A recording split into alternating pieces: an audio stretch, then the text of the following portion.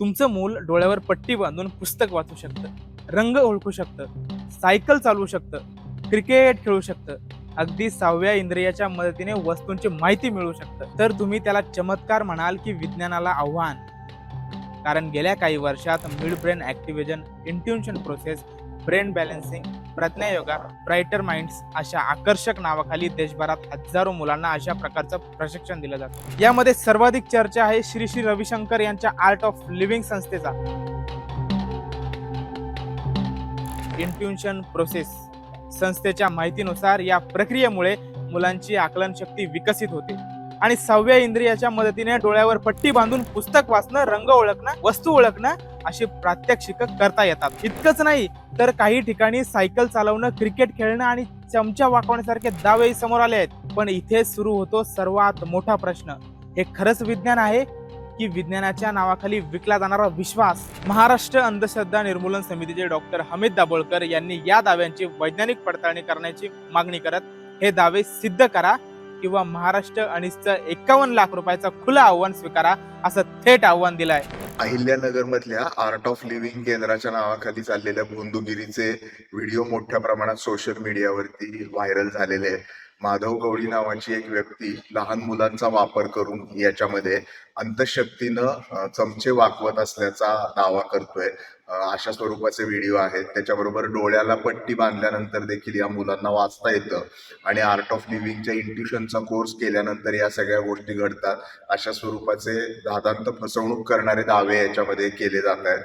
जादूटोणा विरोधी कायद्याअंतर्गत हा गुन्हा आहे. अशा स्वरूपाची कुठलीही अंतशक्ती कुणाकडेही नसते. अंधश्रद्धा निर्मूलन समितीचे कार्यकर्ते हातचलाखीचे प्रयोग अनेक ठिकाणी करून दाखवतात.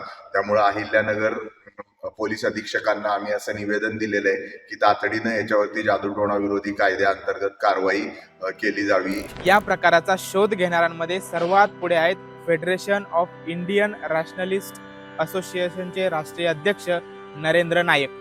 नायक सांगतात की 2010 पासून त्यांनी देशभरात अशा अनेक प्रात्यक्षिकांची पडताळणी केली. पूर्णपणे प्रकाश अडवणारी पट्टी वापरून चाचणी घेण्याचं आव्हान दिलं. मात्र आजपर्यंत नियंत्रित परिस्थितीत हे दावे सिद्ध झाले नाहीत. त्यांच्या म्हणण्यानुसार अनेक प्रात्यक्षिकांमध्ये मुलांना पट्टीच्या सूक्ष्म फटीतून पाहता येत असल्याचं आढळलं.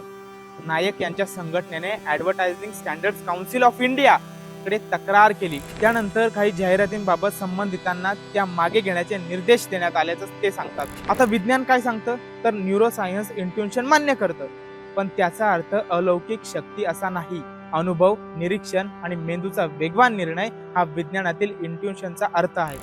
मात्र डोळ्यावर पूर्णपणे पट्टी बांधून पाहणं किंवा 5 इंद्रियाच्या पलीकडे जाऊन माहिती मिळवणं याला आजच्या घडीला मुख्य प्रवाहातील विज्ञानाची मान्यता नाही. शेवटी एकच सांगेन, जर हे इंट्युशन इतकं प्रभावी असतं तर आज जगातील मोठी कोडी या मुलांनी सोडवली असती. पण हे मर्यादित राहिले, फक्त स्टेजवरच्या प्रात्यक्षिकापुरतं. पालकांनो, तुमच्या मुलाला सुपरमॅन बनवण्याच्या नादात त्याला सत्य शोधण्यापासून दूर नका ठेवू. विचार करा, प्रश्न विचारा आणि विज्ञानाच्या कसोटीवर या दाव्यांना तपासून पहा. आणि आर्ट ऑफ लिव्हिंग सारख्या मोठ्या संस्थांनी अशा दाव्यासाठी समोर येऊन वैज्ञानिक उत्तर दिली पाहिजेत. अन्यथा ही फसवणूकच ठरेल. बाकी तुम्हाला काय वाटतं आम्हाला कमेंट करून नक्की सांगा.